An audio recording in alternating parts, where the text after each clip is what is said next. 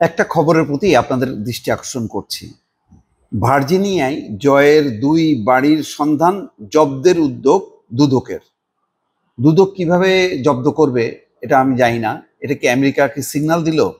মানে এখন দুদক কি আমেরিকাকে নির্দেশ দেবে, মানে তাদের কর্তৃপক্ষ জব্দ করবে, নাকি দুদক সরাসরি যে জব্দ করতে পারবে?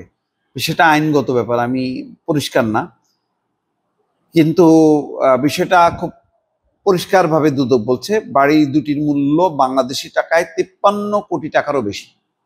এগুলো 2024 সালের 6 জুলাই এবং 2014 সালের 5 মে কেনা হয়েছিল। দেখেন, জুলাই আন্দোলন যখন তুঙ্গে, ওই সময় 6 জুলাই একটা কিনছে লেটেস্ট। মানে জানি না তখন কি টাকার মানে সরবরাহ বেড়ে গেছিল কিনা। দুদকের সূত্র বলছে যে বাংলাদেশের আয়কর নথিতে শেখ হাসিনার তথ্য এবং প্রযুক্তি বিষয়ক উপদেষ্টা সজীব আহমেদ ওয়াজেদ জয় এসব বাড়ির তথ্য দেননি। বাড়ি দুটির সন্ধান পাওয়ার পর যাচাই বাছাই শেষে তার জব্দের উদ্যোগ নেওয়া হয়েছে। সূত্র আরো বলছে, দুদকের অনুসন্ধান দল ঠিকানা সহ সুনির্দিষ্ট তথ্য কমিশনে দাখিল করার পর কমিশন থেকে অনুমোদন দেওয়া হয়। আদালতের আদেশ পেলে আইনি প্রক্রিয়া অনুসরণ করে যুক্তরাষ্ট্রের আদালতে এই তথ্য পৌঁছানো হবে। অর্থাৎ এই আদেশের কপিটা যুক্তরাষ্ট্রের আদালতে পৌঁছানো হবে।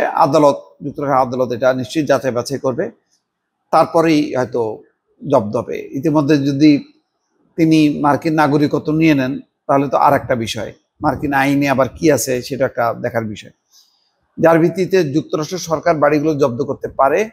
দুদক সূত্র আরো বলছে, জয়ের নামে যুক্তরাষ্ট্রে আরো 13টি বাড়ি এবং একটি শপিং মলের মালিকানার অভিযোগ রয়েছে, যেগুলো তদন্ত চলছে। আচ্ছা, আমার একটাই প্রশ্ন, যে এই পরিবারের কত লাগে, মানে কত লাগলে শেষ হবে আমি এটা বুঝতেছি না। পূর্বাচলে তাদের প্লটও লাগে, তাদের 10 কাঠা করে প্লট, 6 জন, জয় আছে, পুতুল আছে, রেহেনা আছে, ববি আছে, হাসিনা আছে, মানে ঢাকাতেও লাগবে। তারপরে শুধু এটাই তো না, তারপরে গাজীপুরে মাশাল্লাহ মানে বাগান বাড়ি আছে, গুলশানে ফ্ল্যাট আছে, বিদেশে বাড়ি আছে। মানে কত টাকা কিভাবে আসলো, কেমনে করলো? মানে এই যদি হয় তাহলে এদের মুখে বড় বড় বুলিয়া ওড়ানো। এবং এখনো দেখেন অনেক মানুষ আছে অন্ধ। এই যতই আপনি বলেন যে এরা দুর্নীতিবাজ, এরা এরা অসৎ টাকা পাচারকারী, আপনার কথা শুনবেই না, মানবেই না, অন্ধ এরা। আমার চারপাশে আছে, আমি নামগুলি বললাম না। এদেরকে আপনি ঘুম ভাঙাইতে পারবেন না। এই যে আমাদের এই দলান্ধ দলবাজ লোকজন, এই বিএনপির জন্য বিপদ, আওয়ামী লীগের জন্য বিপদ। এখানে দেখেন আপনি একদম প্রমাণ, না বিশ্বাস করবেন না। ওই যে বিবিসি বললো 8ই জুলাই তারা একটা অডিও রেকর্ড পাইছে যে যেখানে সামনে পাবা সেখানে গুলি করবা। তা বলেন না এটা ভুয়া, বিবিসিও ভুয়া, আল জাজিরাও ভুয়া। ওই যে ওবায়দুল কাদের বলতো না, বিএনপি ভুয়া, খালেদা জিয়া ভুয়া, তারেক ভুয়া।